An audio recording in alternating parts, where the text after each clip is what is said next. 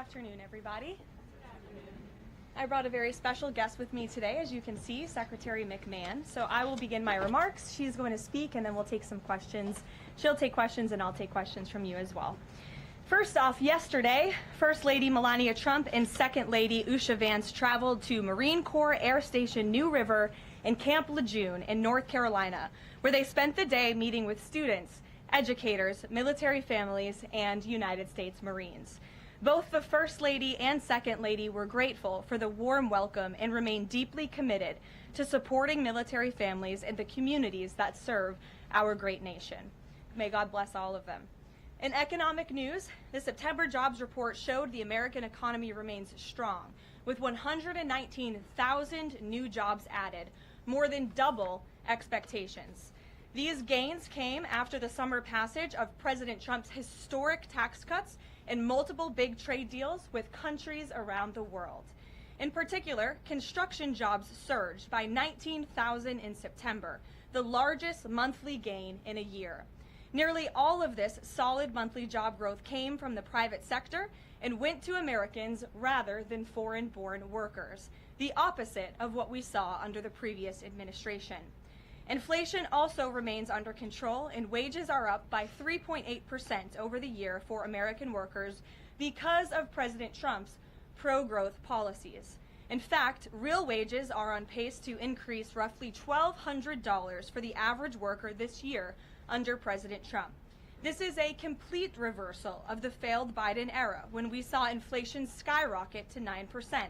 Causing private sector workers to see their wages decline by approximately $3,000.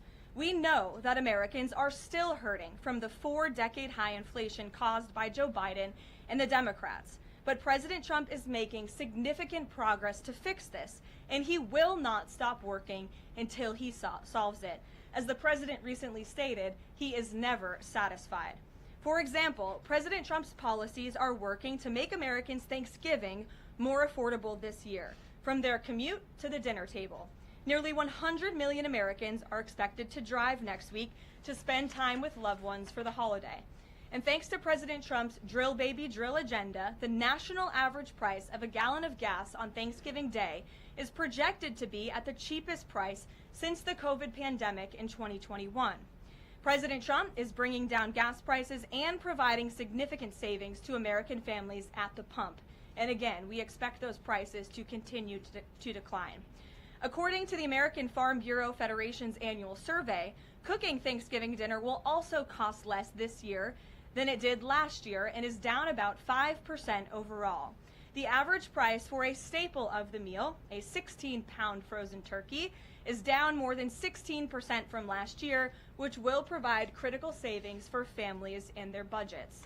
President Trump's entire economic agenda is aimed at putting more money back into the pockets of hardworking Americans. That's why he signed the largest middle tax cuts in history into law, from no tax on overtime, no tax on tips, to no tax on Social Security. And according to a new study from Piper Sandler, which is out this week, tax filers can expect an extra $1,000 bump to their tax refund next year, and what could be a record-breaking tax refund season. So there is more good news to come.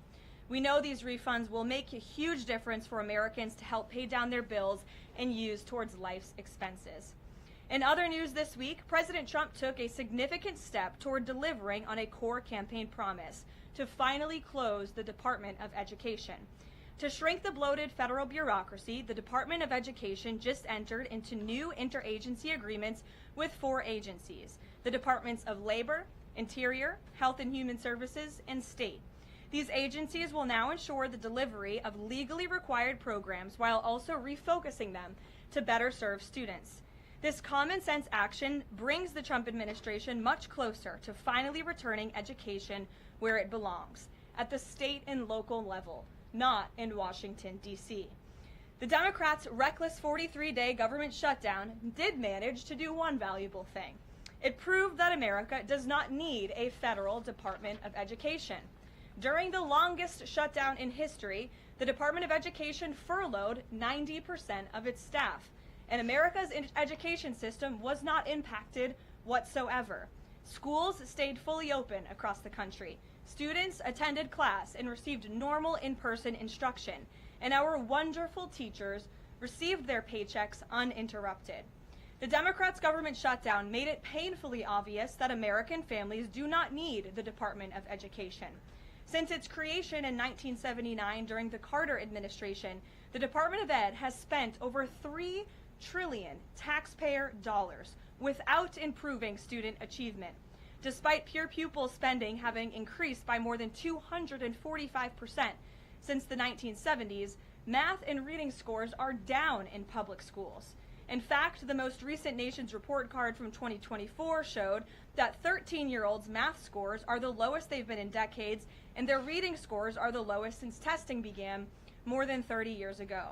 It's clear that throwing more money at a broken system does not work, and that's why President Trump appointed the amazing leader behind me, our Secretary of Education, Linda McMahon, who is making these monumental changes at the direction of the President. We're very grateful to have you here today to talk about these changes and then take some questions. Hopefully folks in this room will have some questions on the very important topic of education. So please, Mrs. Secretary. Thank you. Thank you very much, Caroline. It's really a pleasure to be here with you today, and thank all of you for being here as well. My purpose here is to speak directly to the American families, not just you, but to the American families, about the work this administration is doing in education to reverse our national decline with a hard reset of our educational system. That reset was a top campaign promise from President Trump to send education back to the states and end Washington's micromanagement of education once and for all. This week we took the most decisive steps thus far to make good on this promise to you. We have linked 6 groundbreaking partnerships with other federal agencies to delegate education department programs that are redundant with existing programs at Labor, State, Interior, and HHS. These interagency agreements to cut our own bureaucratic bloat are a key step in our efforts to shift educational authority from Washington, D.C. to your state education agency, your local superintendent, your local school board, entities that are accountable to you, and we encourage parents to always be involved. Cutting federal bureaucracy is never a popular move among D.C. insiders. A chorus of anti-Trump voices have come out of the woodwork to complain that we are defunding education, harming students, or acting without a plan. This could not be further from the truth. The majority of Americans across the country handed to President Trump the popular vote precisely because they have seen the brokenness of a top-down education system run by the federal government. They're painfully aware that only 3 out of 10 students can read proficiently at their grade level. They know that college students are collectively $1.7 trillion in debt, and less than half of college graduates get a job that actually uses the degree which they studied so hard to get. They see more teachers than ever before leaving the profession due to burnout, over-regulation, and lack of autonomy in the classroom. Anti-Trump voices are stirring up fear that returning education to the states is a draconian action. When Americans hear that we are shutting down the department, but given no other details, 51% oppose it. But when those same Americans are informed of our plans to preserve important elements of our work in other federal agencies and to maintain the K-12 funding that is distributed to the states, that number flips to an even greater majority at 56%. And they support returning education to the states and breaking up the bureaucracy. That's because the Department of Education is a pass-through entity. It doesn't educate a single student. The money it sends to states for education can be sent directly without waste. The Democrats' government shutdown proved that without a doubt, and I'll reiterate what you said, that the Department of Education was not necessary during the shutdown. Now, this is what I've seen already on my 50-state tour that I've embarked on. Educators are innovating in their schools. States are customizing their budgets and standards, and post-secondary institutions are planning for the economy of the future. But we're not leading them. They are informing us. That's why our final mission as a department is to fully empower states to carry the torch of our educational renaissance. Education is local. It should be overseen locally by those who best know local needs. We're not ending federal support for education. We are ending federal micromanagement and paving the way for education renewal through state reforms like school choice, the science of reading, and restoring the right priorities in higher education. President Trump promised to send education back to the states, and we're keeping that promise. America's next generation will look back on the work we've carried out, thankful for an education system that prioritizes students over bureaucracy. Thank you. Well, thank you very much, Madam Secretary. And we'll take some questions for the Secretary if you have them. Elizabeth, why don't you start? Thank you for joining us. You announced the partnership to move some functions of the Education Department to other agencies. Are you talking to members of Congress about codifying this so that it lasts beyond the administration? Yes, we started our conversation, and thanks very much for asking that, because there have been some reports that Congress is in the dark on this. That's clearly not true. We've been talking to, I've talked to dozens of members of Congress to explain to them exactly what we're doing, to bring them up to speed, and to say to them, look, when we have completed some of these transfers that are working incredibly well, then we will be looking to Congress to codify those, make them permanent. Brian.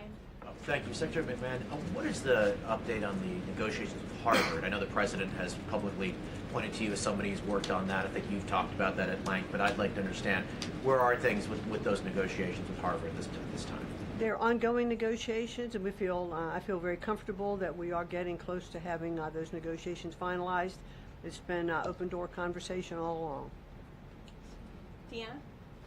Hello, Mrs. Secretary. The President recently posted about establishing a federal standard for AI. Do you know if the administration has a view on the use of AI for students in schools? And Caroline, do you know if the President personally uses AI? I don't think so. You can handle I've that never one. witnessed it, so I can't attest to that. Well, I do think AI is going to need guardrails, but I have witnessed AI firsthand. I was at the Alpha School in Austin, Texas, and the first 2 hours of every day in that school, students are learning through AI. They have their headsets on, they're in front of their screens, and the AI is really acting as like an individual tutor for those students, allowing those students that can progress faster to do that. Those who need a little catch-up, it refeeds information to them. And so after those 2 hours of learning, the basics of what they're doing in their curriculum that day, then they spend the rest of the day, they have good recess and all of that time, but then they spend the rest of the day in what are called life skills, and they're actually using the information that they've learned this morning. So I've seen some AI in action that is really proving quite beneficial. Michael. Thank you, Caroline. Secretary McMahon, as the Education Department continues to pare down, can you talk about taxpayer services like charter school grants and how the department will continue to assist kids with special needs? Well, we are going to make sure that there's no interruption in getting that grant money out the door. That money is, it comes from Congress, it's appropriated by Congress, and we legally are obligated to do that. And the transitions we're starting to make, our first programs that went over to the Department of Labor, that was a few weeks ago. We actually signed the first interagency agreement, which we accomplished under the authority of the Economy Act. We transferred grants for WIOA and for the Perkins Act. And the really good news is that the Department of Labor has a much more sophisticated system, technology system and grant fulfilling system than the Department of Education does.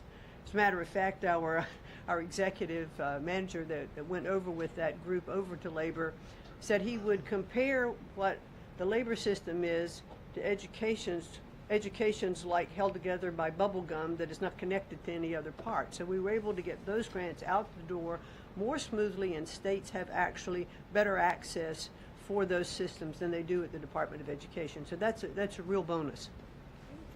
Take a couple more. Carrie, go ahead. As far as the diversity, equity, and inclusion new regulations that came out from the administrations, a lot of schools, whether high school or even higher education is concerned, some of them are defying these new administration policies, even apparently according to a new report. I'm sorry, I can't hear you, but As far as there's been a new report from the administration saying that half of medical schools are defying the administration when it comes to DEI policies. What type of action will the administration take for these schools that are defined in the DEI policies? Well, certainly the president has been very clear, and the Department of Education has taken measures to make sure that as schools are developing, their policies, or if they have open DEI offices, they're closed, or DEI regulations and rules are stripped, from their programs, and so that will continue. Great. We'll take one more. Go ahead. Thank you, Caroline. Secretary McMahon, my question is, since you said 3 out of 10 students are literate with regard to their reading capacity, would now the states help to improve those numbers since you have gone back to the states?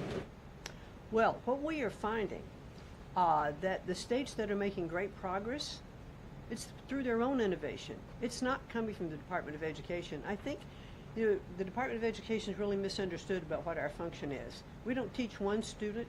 We have nothing to do with the curriculum that are in any states. We are a pass-through pathway from money that's appropriated by Congress to get, to the states. But what we have seen in those states that have taken that initiative, and they are embracing the science of reading and returning that into their school programs. Louisiana has done it. Mississippi, they call it the Mississippi Miracle, because they were like, I think, bottom or next to last in reading proficiency in Mississippi. And now they're like middle of the pack, which has been a really big jump. Florida has, Iowa has, Tennessee. So, but these are innovations that are done at the state level. This is not anything we're dictating, and that's why I'm saying returning education to the states where they really are already leading in their education endeavors, and 90% of their budget they provide. The federal government only provides 8 to 10% of the budget for education, so let's make sure that that grant money that's coming from the federal government is getting in their hands as efficiently as possible and getting to students. We don't want teachers having to spend their time and money in regulatory compliance. There was one superintendent chief who said to me that they had done some calculation in their state, and that for every dollar that went into the classroom in a grant, 47 cents was spent in regulatory compliance.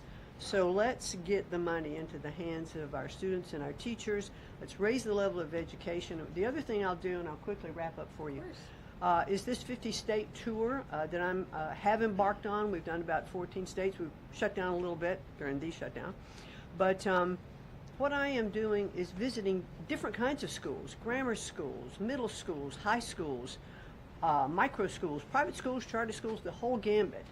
And in the end, my goal will be, as we step away and fully deliver education back to the states, is to provide them with a best practices toolkit of all of the things that I have seen around the country to say, hey, this is working. Check with these superintendents, check with these governors. And you know what I found a little bit is governors are a little competitive, so it's kind of nice to give some of these best practices out there. It'll work because it's already working. If we leave it with the people who are closest to the students, the president believes, as do I, the best education is that's closest to the child, and parents' involvement is critical to the success. Awesome. Thank you Well, so much. Linda. It's a Thank you pleasure. so much. Thank I you. appreciate your coming All right. today. Thanks for your great work. Whoop. And Thank she's you all very much. a busy lady, so we'll let her Come get on. back to work. All right. Thank you again. Well, let's get to it. You guys were so calm with her. I wish you were that calm with me. We'll kick off with our new media seat, as always. Javier, why don't you start us off, and then we'll get to the rest of the room. Go ahead. Thank you very much. My name is Javier Negre. I'm from Spain. I'm the owner of the biggest media platform in Hispanic politics, with brands like La Derecha Diario, Ida TV, or UH+, or Vicegrad in Spanish. And I'm happy to be here. Thanks for supporting the new media, also in the Hispanic community. We try to fight against media like Telemundo, Univision, CNN, or NBC News that are spreading fake news and attacking the ICE operations. We will premiere this Sunday the Real America's Voice, the radio show, the first Hispanic show against communism and woke culture that is promoted by people like George Soros to bring communism all over the world, like happened in New York. I have two questions for you, if you don't mind. In Mexico, the young people is protesting against President Sheinbaum. They think she's doing nothing against the cartels. Sheinbaum used the police to attack them, young people, kids, girls, and she's attacking journalists like me in a country where 150 journalists have been killed in the past years. The USA legacy media is attacking President Trump for his comments about the fake news media while they are not publishing anything about the murders of journalists in Mexico. Why do you think they stay silent about the murders of journalists in Mexico and the attacks to businessmen like Ricardo Salinas? And my second question is, Trump said he has a plan for the narco state of Venezuela. Does he have a plan for Mexico where, according to Stephen Miller, the cartels are controlling governments and territories? Sure. Well, thank you, Javier, for the question, and thank you again for being here. We're proud to have new media voices in the briefing room. As for President Sheinbaum and the president's relationship with Mexico, I will tell you that we have seen historic strides from President Sheinbaum and her administration in Mexico when it comes to cracking down on the cartels. They have been incredibly cooperative with the president's efforts at our southern border to crack down on illegal immigration and also the illegal trafficking of drugs at the southern border. Now the president is very interested in taking additional measures against the drug cartels. He's been very clear about that. He's spoken about it, and this is a promise that he made to the American public. And so his national security team is discussing these options all of the time. And on the campaign trail, the president promised to take on the cartels. He has taken unprecedented action to do so, and he has left additional options at his disposal on the table. So those are only decisions that the president can make. Thank you. What about the silence of the legacy media about the murders of journalists in Mexico? 150 journalists have been killed in the past years. Yeah, well, it's certainly something I wish the media would report on more, and it's something that this administration absolutely condemns. I can't speak for the media, but I can speak for the president. That's not something he wants to see. Thank you. Sure. Thank you, Caroline. Hi. Is there anything that Mayor-elect Mamdani could say tomorrow that would ease the president's concerns about his future leadership in New York? Look, I don't want to speak for the president or get ahead of this meeting that we are currently working on tomorrow. As you saw, the president put out a statement tomorrow that the mayor-elect will be coming to the Oval Office, and so our teams are arranging those details. I won't get into the president's thinking on it. I think you'll all hear from him directly. I also think I will just add, it speaks volumes that tomorrow we have a communist coming to the White House because that's who the Democrat Party elected as the mayor of the largest city in the country. I think it's very telling, but I also think it speaks to the fact that President Trump is willing to meet with anyone and talk to anyone and to try to do what's right on behalf of the American people, whether they live in blue states or red states or blue cities, in a city that's becoming much more left than I think this president ever anticipated in his many years of living in New York himself. Nancy. Thanks, Caroline. This morning, President Trump accused 6 Democratic lawmakers of seditious behavior punishable by death. Just to be clear, does the president want to execute members of Congress? No. Let's be clear about what the president is responding to, because many in this room want to talk about the president's response, but not what brought the president to responding in this way. You have sitting members of the United States Congress who conspired together to orchestrate a video message to members of the United States military, to active duty service members, to members of the national security apparatus, encouraging them to defy the president's lawful orders. The sanctity of our military rests on the chain of command. And if that chain of command is broken, it can lead to people getting killed. It can lead to chaos. And that's what these members of Congress who swore an oath to abide by the Constitution are essentially encouraging. We have 1.3 active duty service members in this country. And if they hear this radical message from sitting members of Congress, that could inspire chaos and it could incite violence and it certainly could disrupt the chain of command.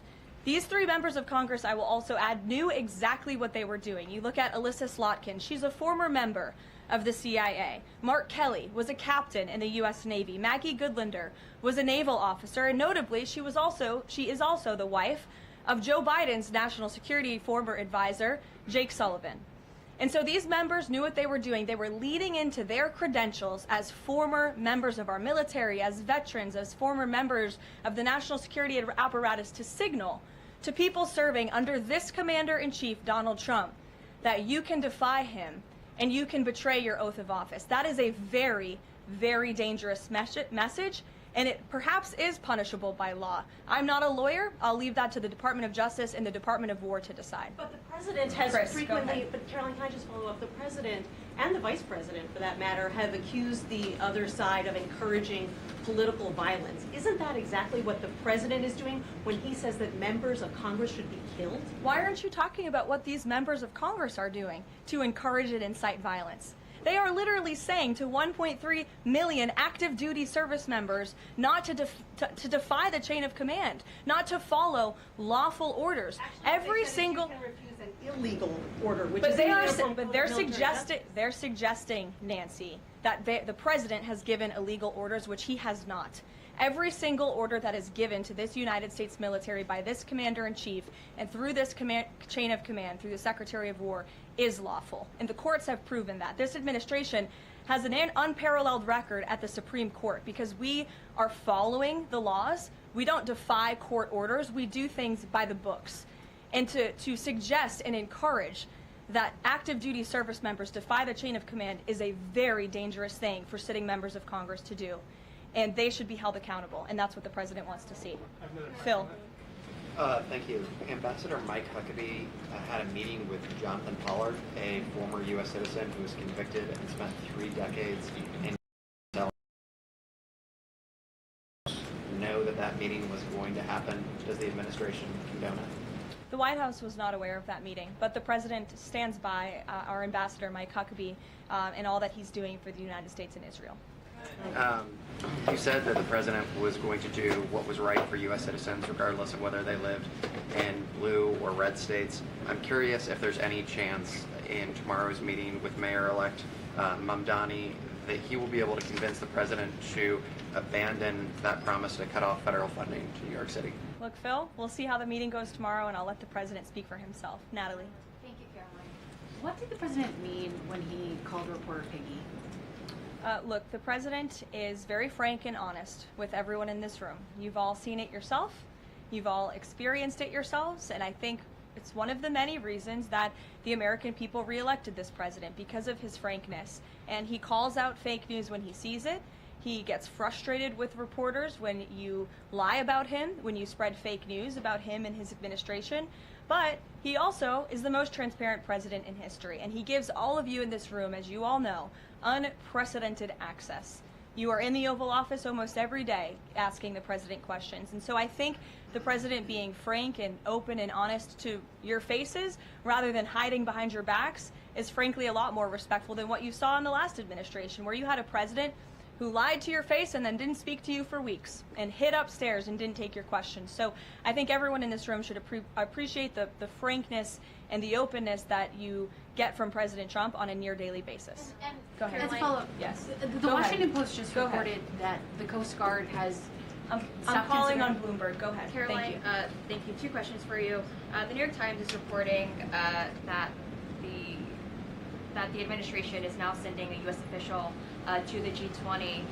They're sending Mark Dillard. Can you confirm if that is true, and then also explain the shift in? I'd be happy to explain, because there is not a shift. The United States is not participating in official talks at the G20 in South Africa. I saw the South African president running his mouth a little bit against the United States and the president of the United States earlier today, and that language is not appreciated by the president or his team.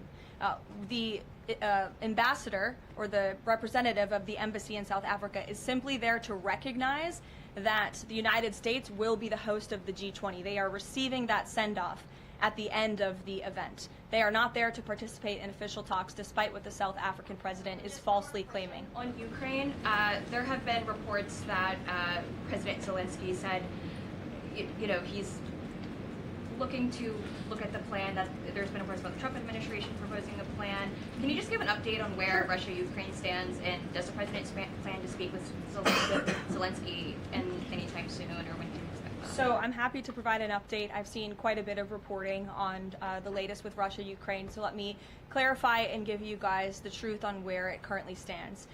President Trump has made it very clear since day one, and even on the campaign trail, that he wants to see this war come to an end. He has grown increasingly frustrated with both sides of this war, Russia and Ukraine alike, for their refusal to commit to a peace agreement But nevertheless, the president and his national security team are steadfast in seeing this war come to an end, to end the killing and deliver on the president's promise. Special Envoy Witkoff, Marco Rubio, have been working on a plan quietly for about the last month. They've been engaging with both sides, Russia and Ukraine, equally to understand what these countries would commit to in order to see a lasting and durable peace. That's how you get to a peace negotiation, right? That's how it worked with Israel, with respect to Israel and Gaza and all of the Arab countries in the Middle East. That's how we accomplished that historic agreement, which the UN, by the way, voted to commit to and accept this week, which was a huge monumental moment. So they have been engaged with both sides, and these talks are continuing. As always, I'm not going to litigate the details of this plan as it's ongoing and it's in flux, but the president supports this plan. It's a good plan for both Russia and Ukraine, and we believe that it should be acceptable to both sides, and we're working very hard to get it done. And I'll also add, I know Secretary Driscoll did meet with President Zelensky today. We spoke with him. He was very optimistic following that meeting, and so again, we are having good conversations with both sides with respect to ending this war. Sure, go ahead. Ukraine. You said this is a good plan. So according to our sources, this proposal demands major concessions from Ukraine and doesn't demand much from Russia. So was Russia involved in drafting Your this? understanding is wrong. Have you read the full plan? You haven't. Sources said. Yes. So if you can give details, You've read reporting from one side of the war, and so I want you to understand that the administration has talked equally with both sides. You have seen President Trump engage directly with both President Putin and President Zelensky. Likewise, his national security team has as well. In fact, Special Envoy Witkoff and Secretary Rubio met with some of the Ukrainians just in the past week to discuss this very plan. And so just like you saw with respect to Israel and Gaza, we are hearing out both sides of this war to understand what can you commit to end the war. And that's ultimately how we are going to get to an agreeable solution. That's what the president has directed of his team. I know there's a lot of criticism out there and a lot of doubters, but I would just remind you of the historic success that this president and his team accomplished in the Middle East. We believe that is possible with Russia and Ukraine, and we're hoping and working very hard to achieve that. Stephen. Could you provide a little more context on what to expect tomorrow with the Mamdani meeting? Will it be in the Oval Office, or is it going to be open at least partially to the press? I don't have any more details to read out for you on the meeting quite yet, Stephen. I know it's of great interest to you and the New York Post, but we'll keep, maybe if it opens, we can commit to letting you in. Sure, go ahead. Thank you, Caroline. It came up yesterday during a confirmation hearing for the president's pick to lead the CFTC that the CFTC currently has 0 Democrat commissioners, whereas usually it's had 2 or more. Does the president plan to appoint Democrats to financial regulators like the CFTC and SEC, or does the president feel that there shouldn't be Democrat leadership at those agencies, consistent with the administration's move earlier this year to remove Democrats from the FTC and other agencies? I'm going to be completely honest. I haven't spoken to the president about the CFTC in quite some time, but I'm happy to check in with our presidential personnel office and see if there's any updates that we can provide you there. Sure. Thank you, Caroline. Last week on Fox News, President Trump said that we've had a lot of problems with the French. How would you describe the current relationship between France and the U.S.? Look, the relationship remains very strong. President Trump speaks quite frequently with Emmanuel Macron. I think they have a good working relationship. But the president is not shy to point out when he has disagreements with world leaders as well. And he's done that with respect to Mr. Macron as well. Deanna, go ahead. Caroline, there are reports that Qatar is acting as a mediator in the Ukraine peace process. Can you confirm that, and why did the president choose that country? I'm not going to get into further details other than what I previously shared, which I think was quite a bit of information. Brian? Thank you, Caroline. 2 questions. We were talking about 4 earlier in this briefing about the president's orders. You were going back and forth about what the ad said, what it didn't say. My first question is the ad, the advertisement that the Senate Democrats were featured in. So my first question is, no matter what the order is, it could be to any administration official, military or otherwise, no matter if legal experts might think it's illegal, does the president expect those cabinet members, administration officials to go ahead with those orders regardless of any outside thinking or experts? The president expects his cabinet officials and the administration to follow the law and to demand accountability and hold people accountable for their dangerous rhetoric. And I would just add that if this were Republican members of Congress who were encouraging members of the military and members of our United States government to defy orders from the president and from the chain of command, this entire room would be up in arms. But instead, it is the other way around, and I think that's quite telling. I'm going to let you all go because the president, excuse me, I appreciate the encouragement this morning, but this afternoon. But President Trump is about to meet in minutes with Israeli hostages who this administration freed, and so I'm going to go up to that meeting, and you will hear more about that later. Thank you. Misquoted Democrats in that video. That's actually not what they said.